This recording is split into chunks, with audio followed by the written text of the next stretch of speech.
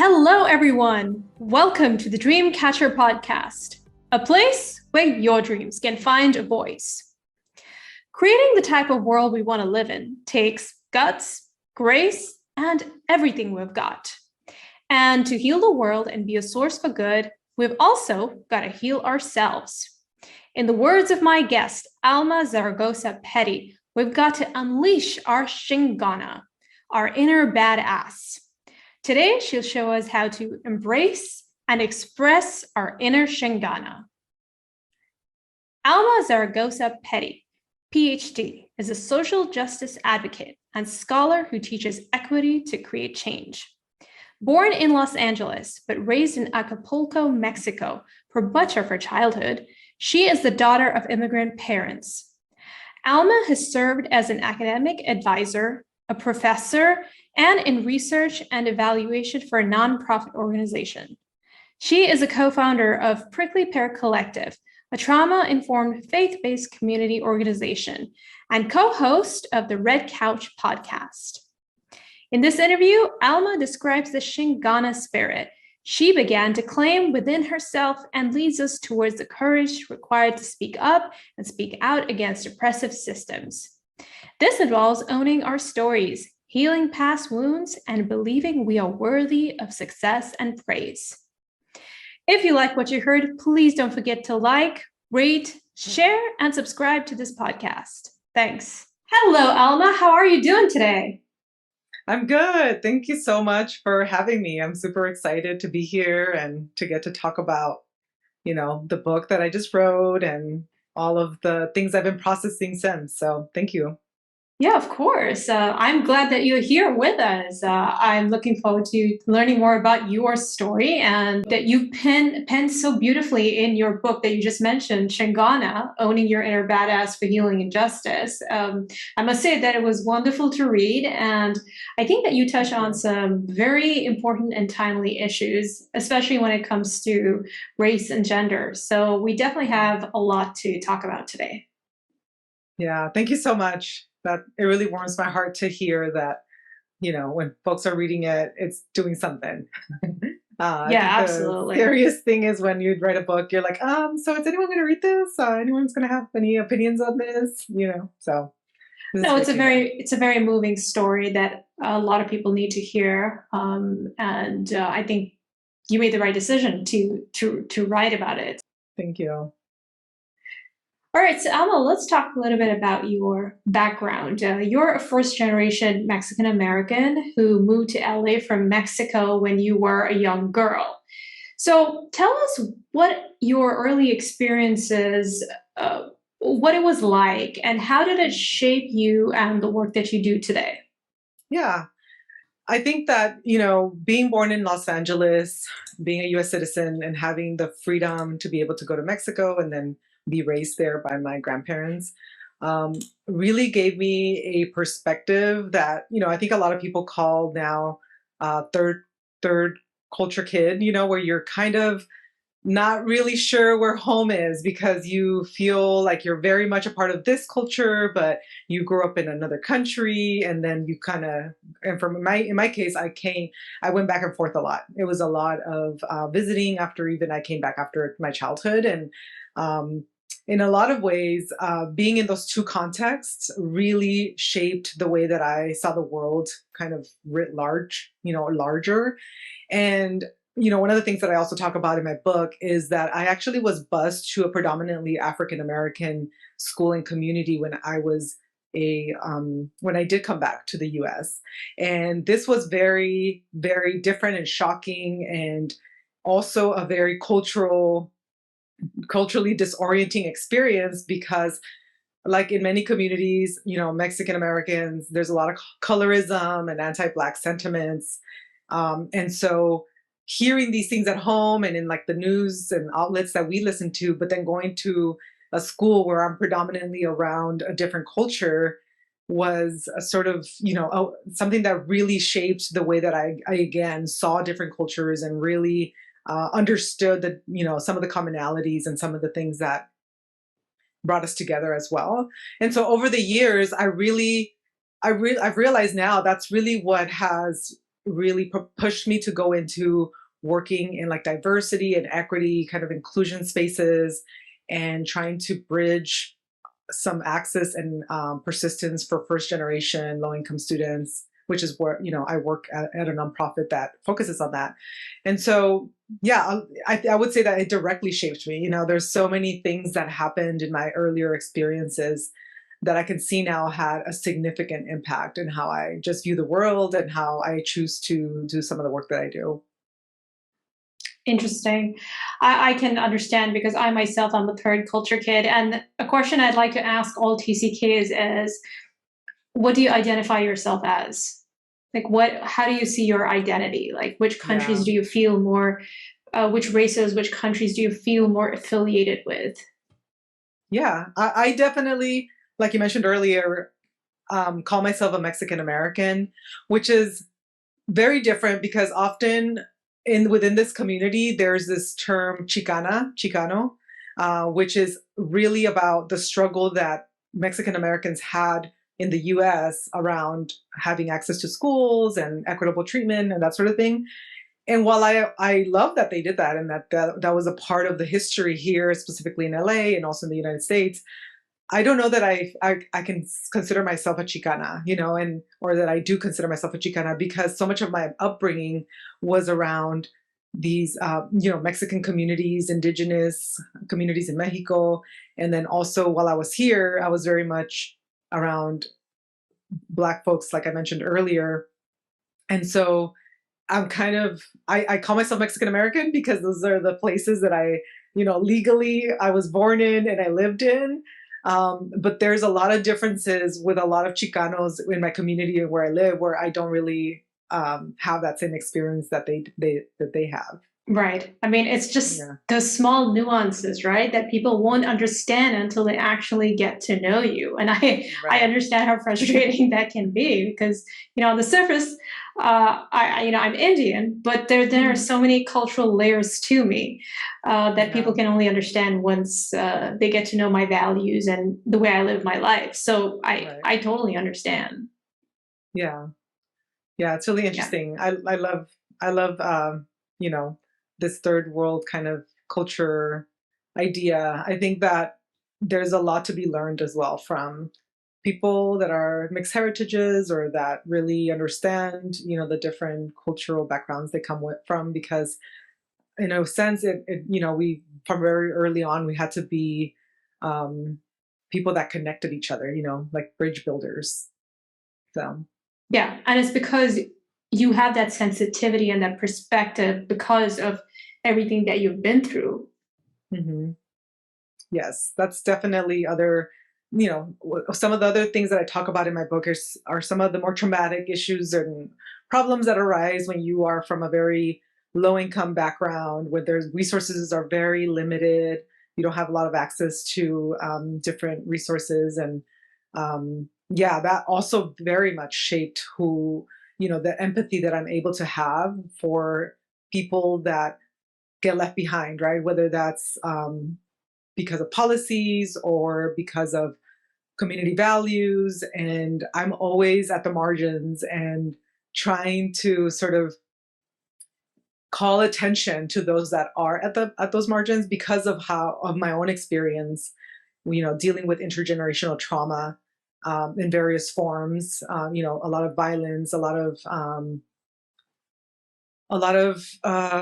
alcoholism and, you know, substance abuse, that kind of thing, and really understanding that how hard it is for folks at those marginal spaces to really change and to really start to feel valued or even have that self-worth that's needed to change. So yes, that definitely also very much shapes sort of more of the internal world, right? Of like how I see myself and how I connect with others and how I want to bridge a little some hope to different kinds of marginalized peoples.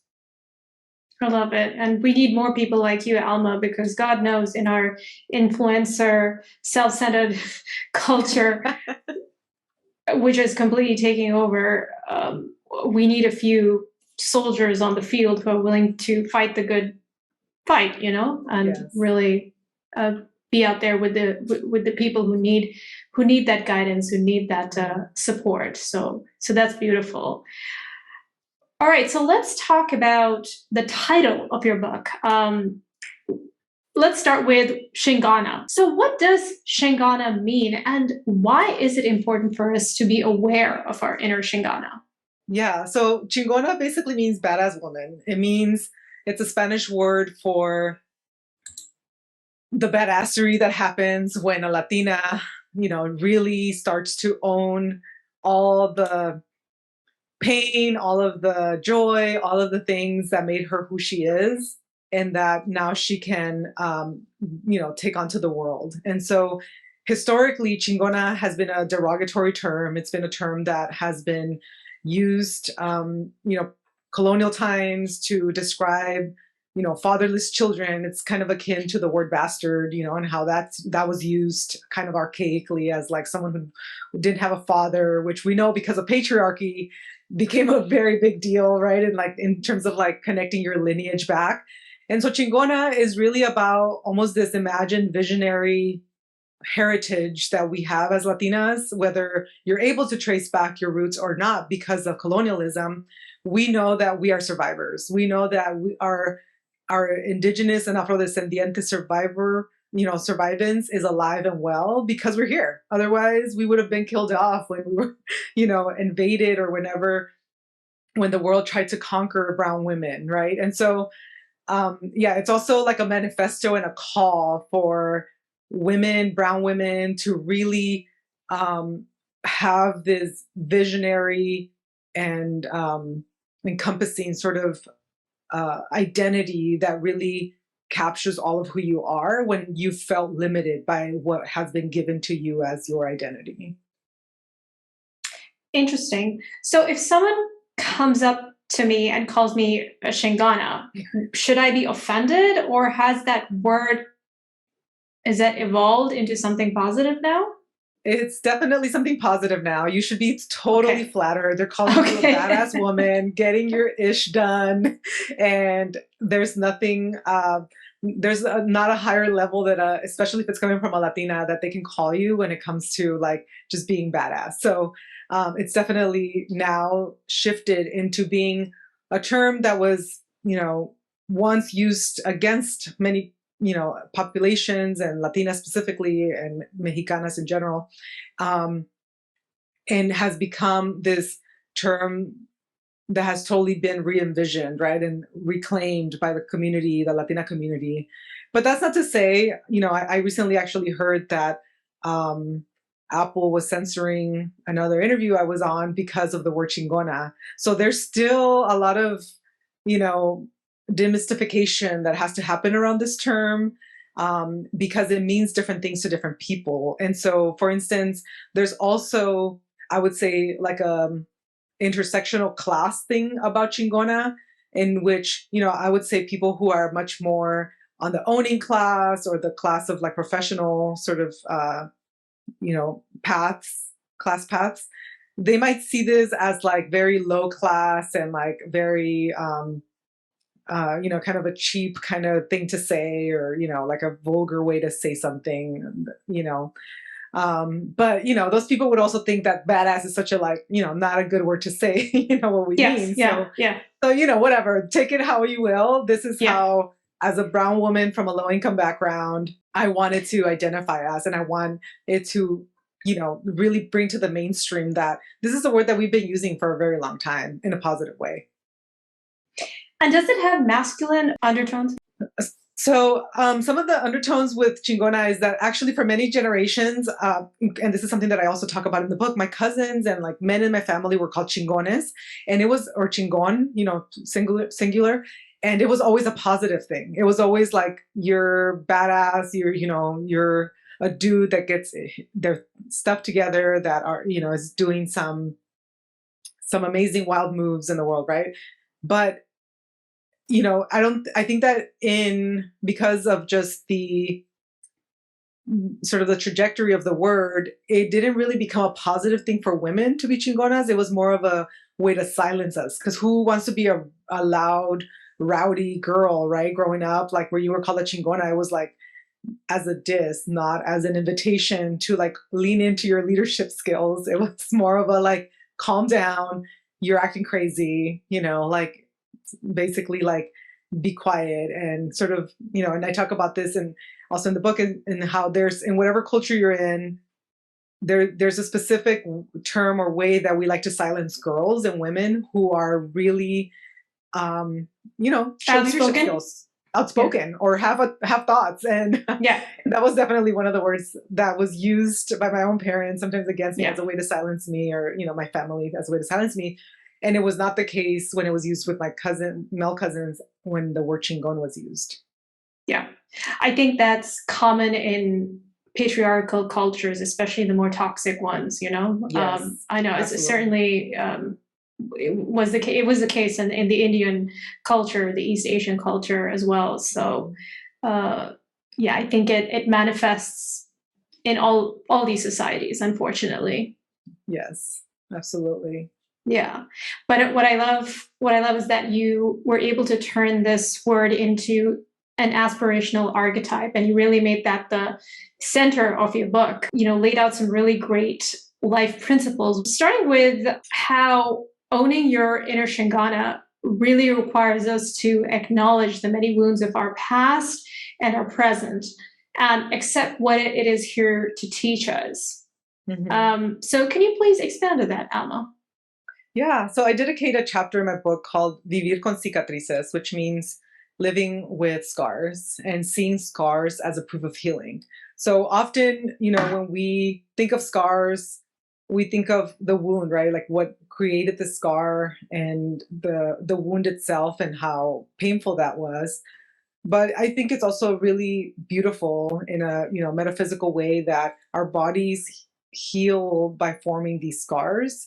And likewise, I like to think that spiritually speaking, emotionally speaking, this is also what happens to those very deep-seated wounds from our, whether it be from our past or our childhoods, or even current ones when we go through trauma, is that they really become not just a symbol of the pain and the chaos of what may have happened in that moment, but also an evidence that we can heal from that. We can move from there. We can use that as a reminder of the growth we've had, of how much we've come, from that space. When I say you need to acknowledge these many wounds of our past, I think many of us also tend to want to run away from who we are, right? Because it's so painful to have to sit with some of those experiences that may have hurt us growing up or as adults. And so what if we were to think of those instead, those experiences? Yes, that's painful and we need to go through the grieving process, but also as there to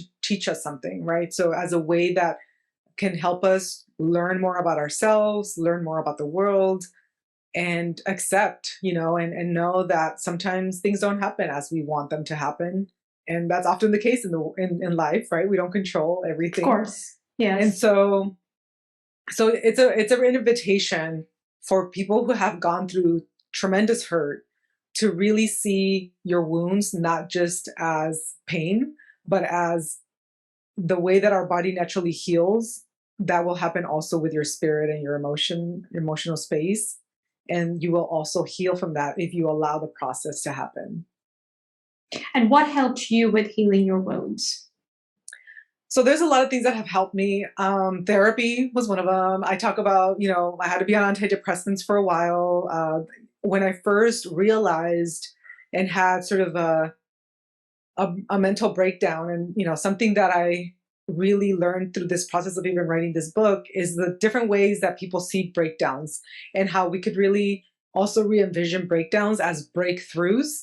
And so it was, I've had these breakthroughs in my life where all of a sudden my body was just not cooperating with my mind. I was having random panic attacks. I was having random sleep paralysis. And, I talk a little bit about this, what that is.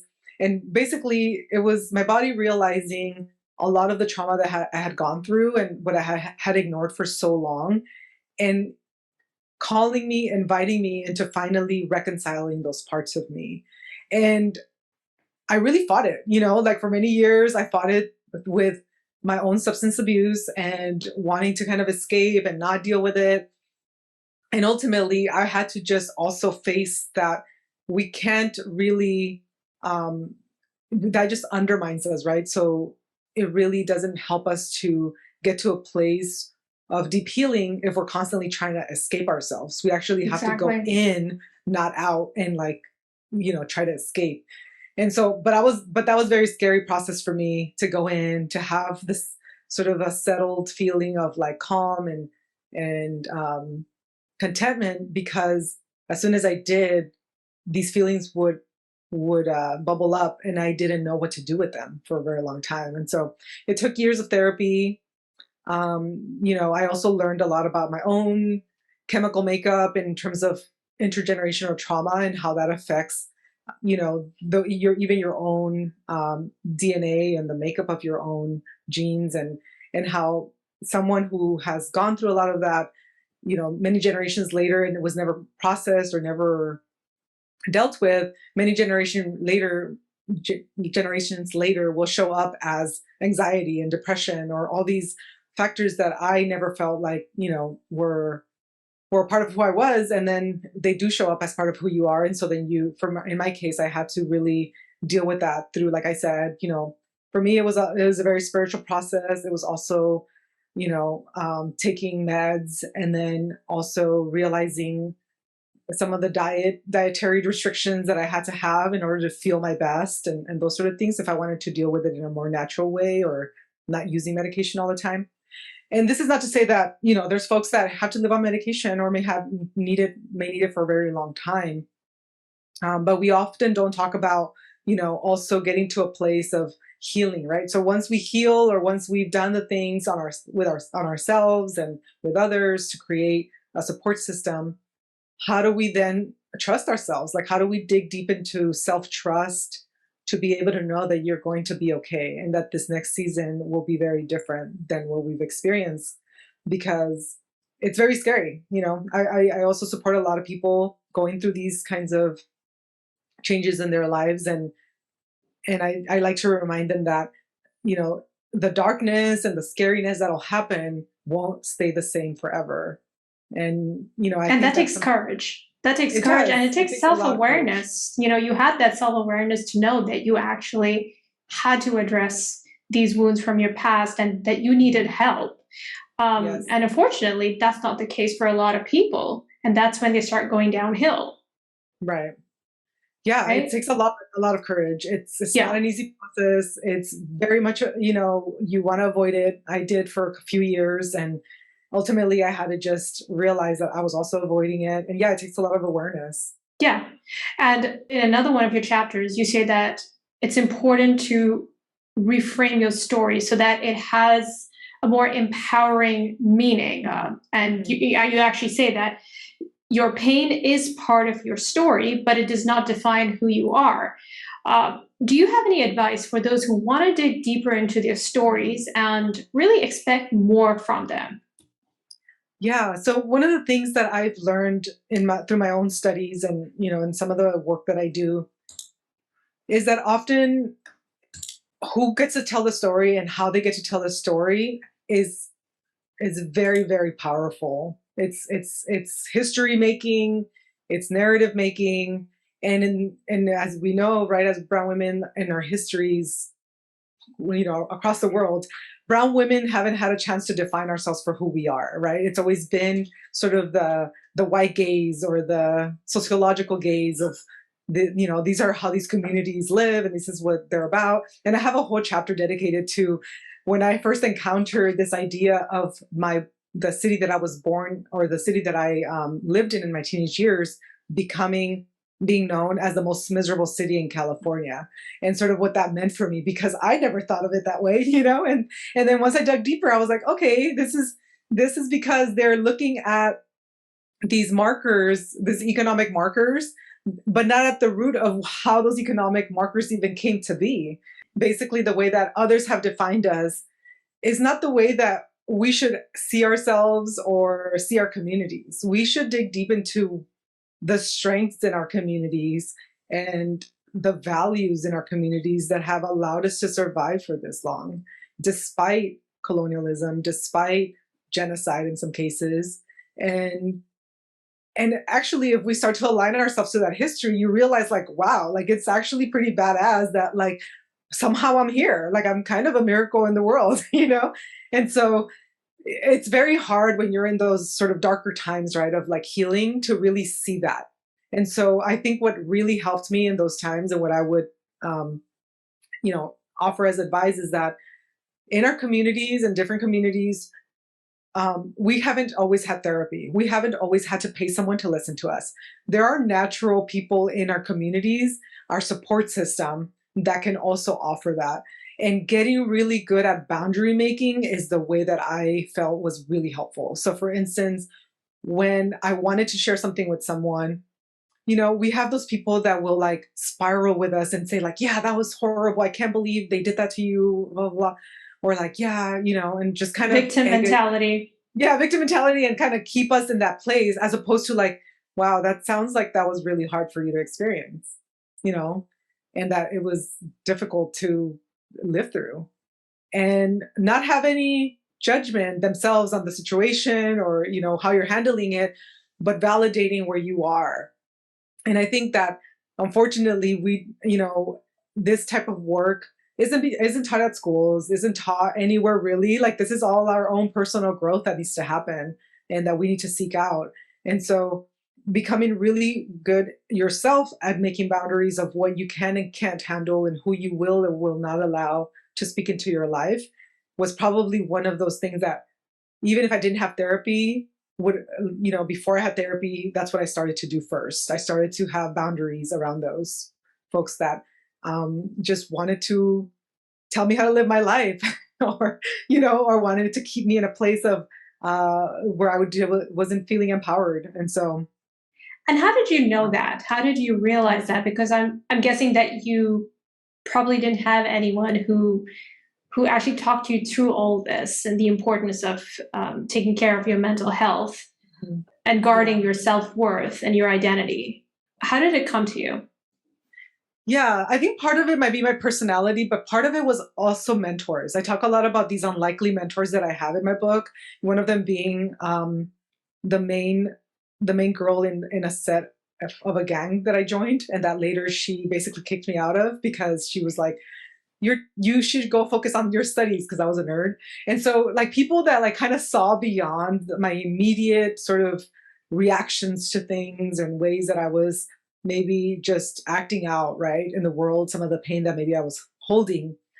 I think that really helped. So like re-envisioning some of those people that have asked me really hard questions, even when they weren't really that hard, but at that time I wasn't thinking about those things. So I also talk about a counselor who, really wanted to know why I had joined a gang. And I was just like, I have no real answer for you. Like, I don't know. At that time, I had no idea. I was just like, this is what you do, right? And so, so I would say that what really helped me were those mentors or those life guides that maybe didn't call themselves that or didn't even see me as that, but that took on that role in my life by asking me those hard questions when I wasn't ready to go there yet. And then also just being a person that is super curious and has always wanted to know the why of things.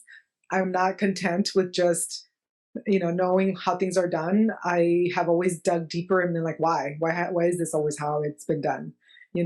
Which drove my parents crazy growing up because, I was always kind of questioning their own parenting. But really it was because I didn't understand, these sort of patterns that I kept seeing over and over. And I wanted to get to the root of it because I could see it even as a young child as like, this doesn't feel good. Like there was something off about this. And so a lot of it was, I think, also just being questioning authority, being just always curious and naturally kind of leaning that way, but I think everyone can develop that, right? Like that natural curiosity about our environment. That's true. But for some people, it comes more naturally. And, I mean, clearly, based on what you're telling me, you seem like you're an old soul and you had that insight early on in your life.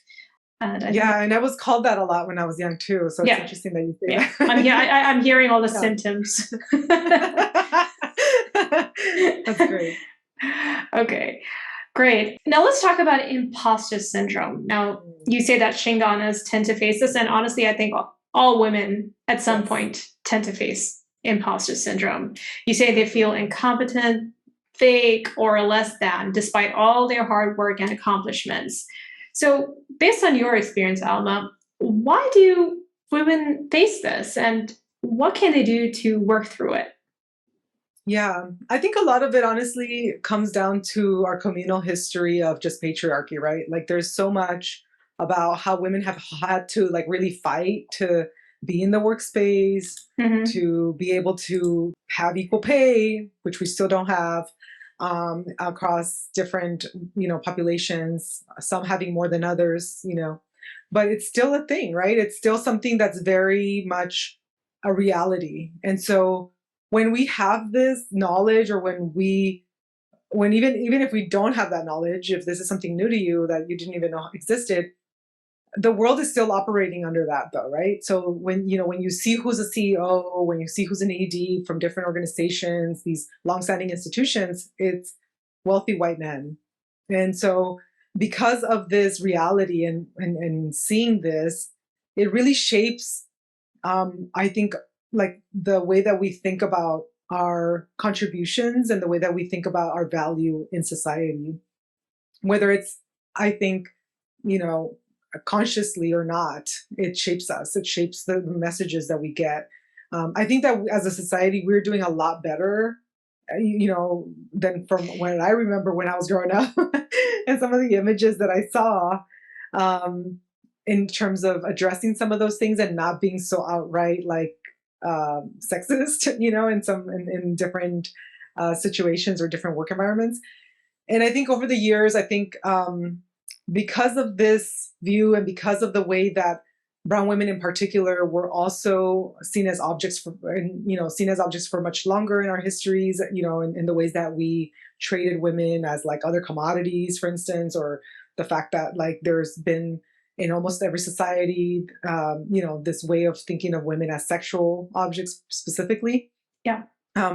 I think that all of this is ingrained in our like psychic being, like I mentioned this a lot in my book, like we're really good at analyzing and using sort of our, more analytical parts of our brain to understand a lot of this, but I don't think we give enough time to, what we're doing to ourselves at a psychic level or a psychological level.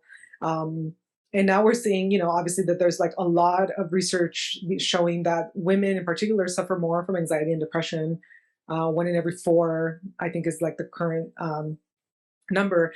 And a lot of that has to do with the ways that we are continuing to objectify women through like social media and what what those platforms choose and choose not to censor and really kind of keep an eye on. And so a lot of that keeps being replicated through our culture, I would say. And some of it also could be that you might just be the first professional in your family. You might be the first generation professional in your family. This was the case for me. A lot of the women that I grew up with and that cared for me in my childhood were service workers. They worked in the service industry, and or relied on, they were persistently poor and relied on systemic support, And so I was the first person out of my family to go on and have a professional career.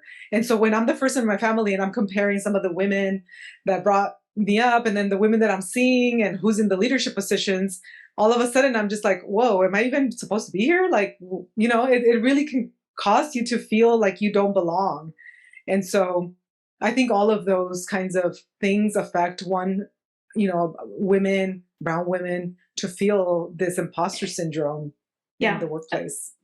And it's interesting that you say that. I interviewed Elizabeth Lesser. She's the founder of Omega Institute in New York, and she wrote a book called Cassandra Speaks, and where she talks about imposter syndrome and how women have kind of internalized this message and this image that we are lesser than, and that we don't belong in those higher places and the upper echelons of social hierarchy and professional hierarchy. So there's more awareness about this now, with authors like you as well, bringing it in the spotlight.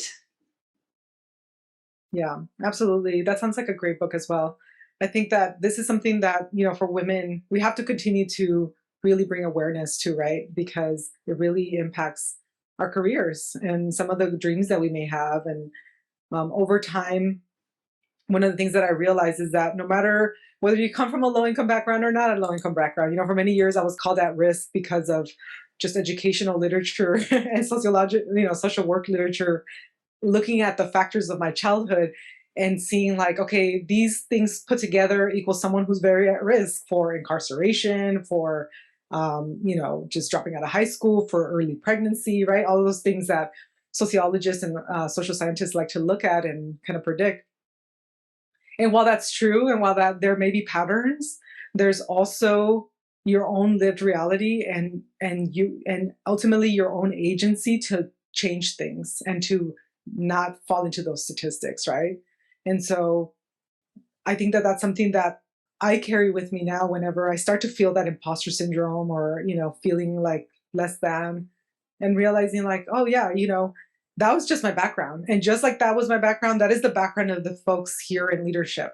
They have their own background, and it doesn't make them in any way a different, to show up in a different way right now that I'm showing up, which is as best as I can, right? And so they're also doing the best that they can. And so I recently gave a talk to medical residents, so students in residency who are becoming doctors, and we talked about sort of these different class tiers, and what it means if you come from a low income background to then move into this upper middle class profession, and remembering sort of your background, because it helps you to bridge some of the services that you want to provide and why you even went into medicine. But then also realizing that you're nowhere near the top 1% of the owning and ruling class, in a lot of these places, because like if we know anything about also research and sociology, is that sociological work is that all the wealth is concentrated to a very few amount of people or a very few amount of institutions. And so most of us are out here just struggling, just trying to survive in this capitalistic world, including people that may have grown up a little more in the upper class or, more wealthy backgrounds. More privileged.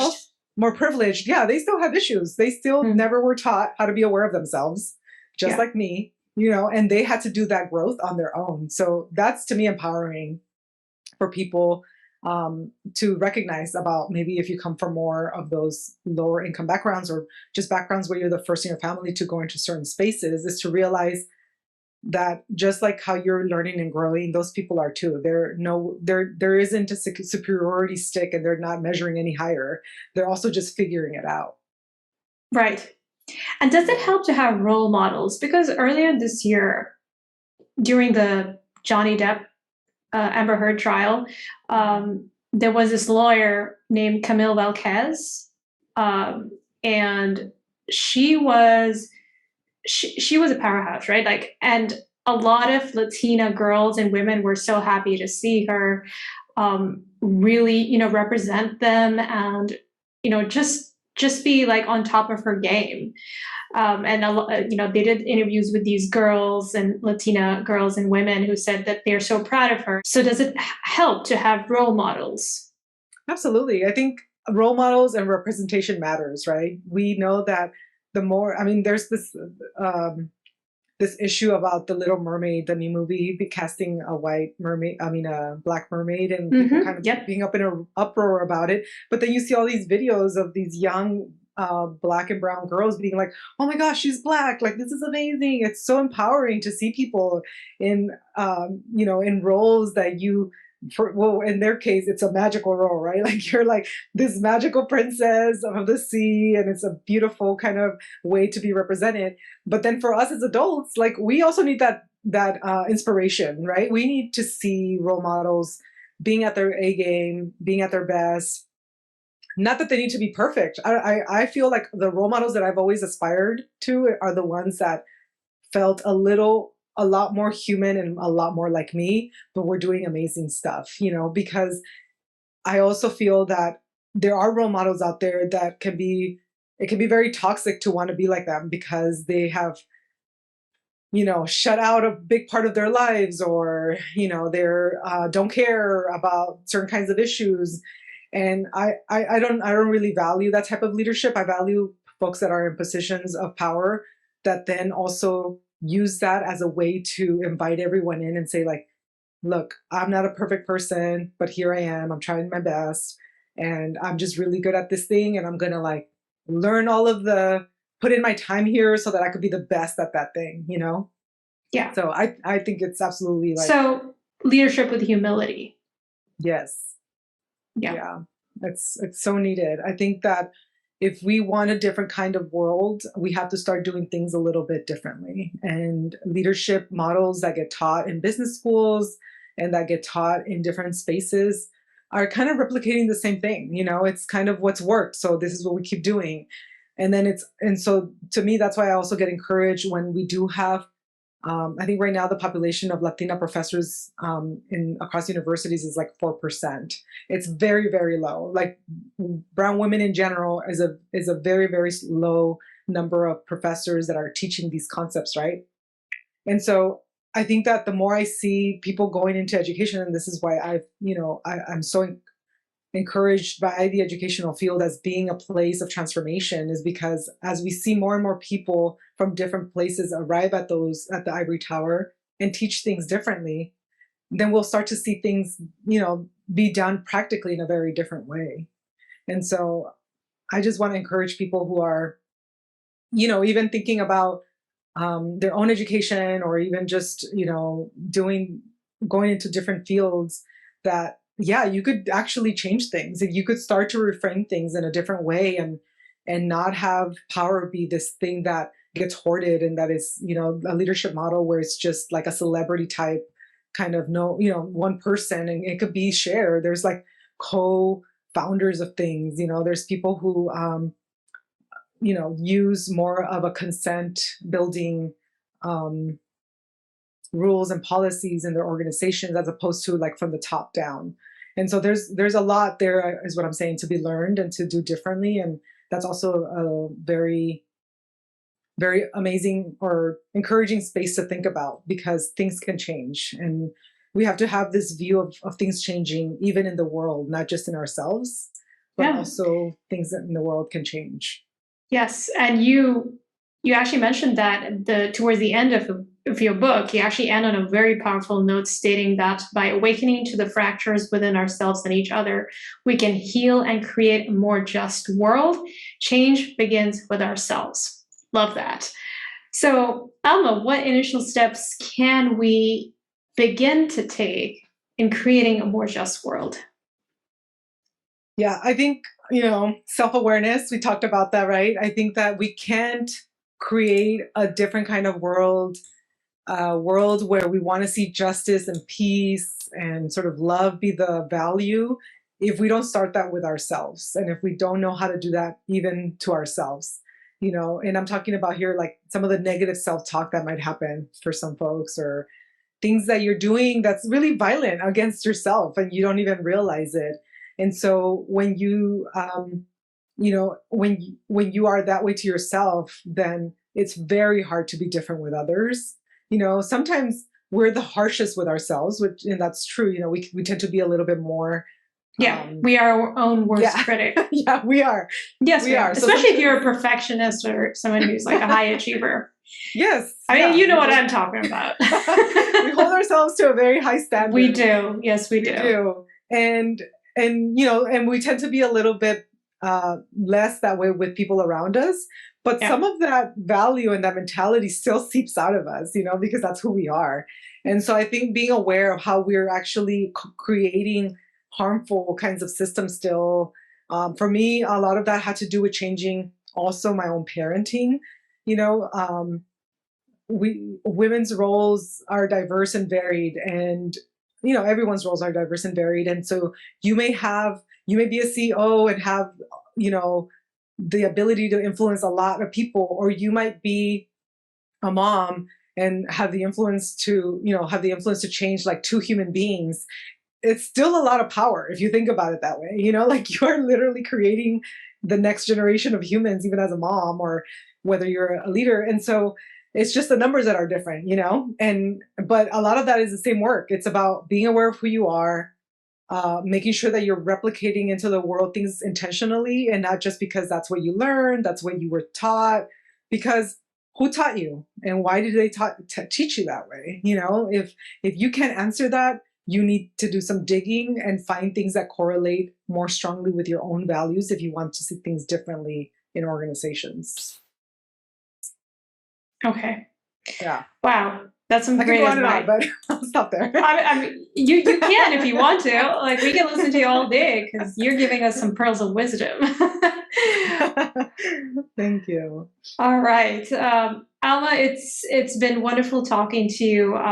Thank you so much for sharing your story with us and using your experience to give a voice to the unheard and unseen. I mean, we really need more people like you in the world. Thank you so much, Celine, and it was great to be here. And I want to let everyone know that if you're interested in purchasing a copy of Alma's new book, Chingona, Owning Your Inner Badass for Healing and Justice, it will be available on November 1st Yes, at all major bookstores. Mm-hmm. Anything else you'd like to add to that? The only other thing is, if you are in LA or you're in Southern California, I am having a book launch that is a free event for the community in Lincoln Heights, November 5th from 12 to 5. And you can find me on Eventbrite. I can also share that with you if you like, so you can post that. But yeah, I would love to see you. I'm going to be there. I'm going to sign books. I'm going to talk about the writing process and more of the creative aspect of the book writing process.